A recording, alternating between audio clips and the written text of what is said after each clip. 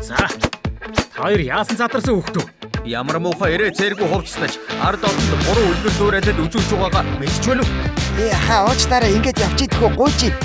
Дугаавэ. Наадмуу бозор юмнуудынхаа үс өмдийг хайчил. Хаа 4 сар ургуулсан үс штэ. Хойноос ирсэн өмчтэй. Ууж байна штэ хаа. Дугуйч. Энэ ямар давруу цаг та нар вэ? Энэ хүний эрх чөлөөнд арай дэндүү халдаад байгаа юм шүү. Ой, болооч ээ. Эднэр чамайг сонсохгүй бүр харахчгүй. Энэ үеийг та нар бодтоор харж л болно. Одоо бүр сони юм харуул.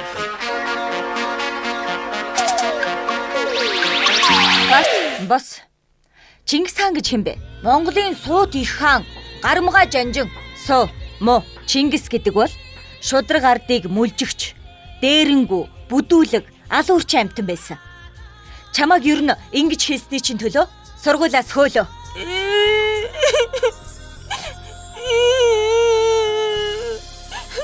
Энэ арай дэнтнэ. Эзэн хааныг минь юу гэж байгаа юм бэ? Энэ үед түүхийг худлаа зааж хүүхтэйг багаас нь тархийн жинхэнэ угааж байлаа шүү дээ. Дээр нь нэг телевиз, нэг радио, нэг сонин л гарна. Эдгээрээр гарсан бүхнийг л үнэн гэж бодцгоно. Тарих угаана гэдгийг чинь энэ үед жинхэнэ хийж байсан юм да. Гэхдээ ядаж энэ үед хүмүүс аригтаар суудгүй байсан бах те. Хэн ч юм тэгж хэлэв. Харин ч ёстой архитектийн үе шүү дээ. Залуус чөлөө цагаа өнгөрөх газар бараг байхгүй. За тэгээд уун, орц, саад, нэгнийдэгэд ёстой ахуйн архитектийг үзүүлж өгнө дөө. За, одоо та нар элбэг дэлбэг байсан гэдвга энэ үеийнхэн дэлгүүрийг ороод нэг хараадах. Энд чинь манамуу хөргөчнөөс илүү гарахгүй бараатай дэлгүр байна штэ. Ямар өрөвдмөр юм бэ? Энэ үед алим жимс гэдэг чинь шинэ жилээр л иддэг тансаг хэрэглээ байсан гэд бод. Яста өрөвдмөр юм. Өө, ах нараа алж штэ. Хөөе. Энэ одоо юу болоод байна?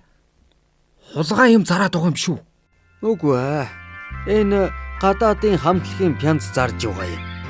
Энэ хоёр Битлисийн пянз авч явах шиг байна. Энд тэг юу сүрдээ нууж зардیں۔ Хөрөнгөтөн орны хөгжим зарах байтугай сонсох юм бол шоронд суун штэ. Энэ чинь Битлис штэ. Яагаад болохгүй гэж. Энэ үед та нар шиг хүссэн хөгжмөөж сонсож болдгүй хэцүү үе байлаа шүү дээ. Урлаг уран сайхны нөхдүүд бол намын хараа хяналтанд доор л байна. Юун тэр чөлөөт уран бүтээл эднэр байхгүй. Энэ хүнийг мэдхүү. Энэ чинь чойномгоо мөн үү? Намд таалагдахгүй юм хийвэл тэгээд чойном шиг шоронд суунта. За худлаа байлгүй дээ.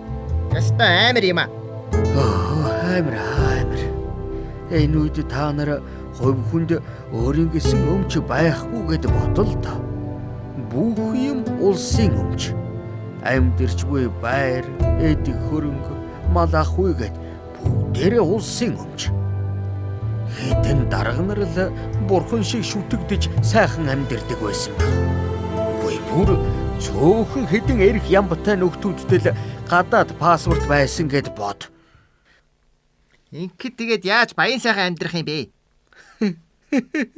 Юу баяжих? Баяжих чинь хоройтой зүйл. За худлаа байлгүй дээ. Ёстой төсөөлөгдөхгүй маа. За. Тэгээд өөр яриад байвал зөндөө юм байна. Та нар одоо ийм нийгэмд амьдрмаар байна уу? Ёстой вэгүй. За яаж дээ? Би лав нэг өдөр ч амьдрч чадахгүй байх. Ястаа чадахгүй. Тэгээ та нар түрүүн юу гэд магтаад байлаа? Гүй нөх гой зураг тавиад л гой юм бичсэн байхаар нь л үхс дандаа тавилттай бичлэг шүү дээ. Ер нь соц үед сайнаа рекламдаад мууга нуудаг үе. Танаа үед бол сайнаа дараал мууга ярьцгаадаггүй. За тэгээд хүүхдүүд минь. Та нарт байдаг энгийн зүйл бидний үед мөрөөдөл байлаа. Хамгийн гол нь хувь хүний эрхчлөө. Энэ үед амьдарч байсан зарим хүмүүс чухам сайхан үе байсан гэд байдаг штеп. Өөрийнгээс нь толгойгүй бусдаар л юу хийхээ заалгадаг. Бусдаар тэжээлэгдэг нэг тийм хачин нөхдүүдэд сайхан байсан байх. Бас зарим нэг нь угаасаа залуу насныхаа сайхныг андуураад яриад байж магадгүй. Ямар ч хүнд залуу байх үеийн л гоё шүү дээ. За би явахгүй бол болохгүй. Дахиж соц үе сайхан майхан гэд яс өндөл зүйлээд байва. За баяртай. Хөөе. Өвөө. Гэр бүлийнхээ талаар ярил да. Өвөө.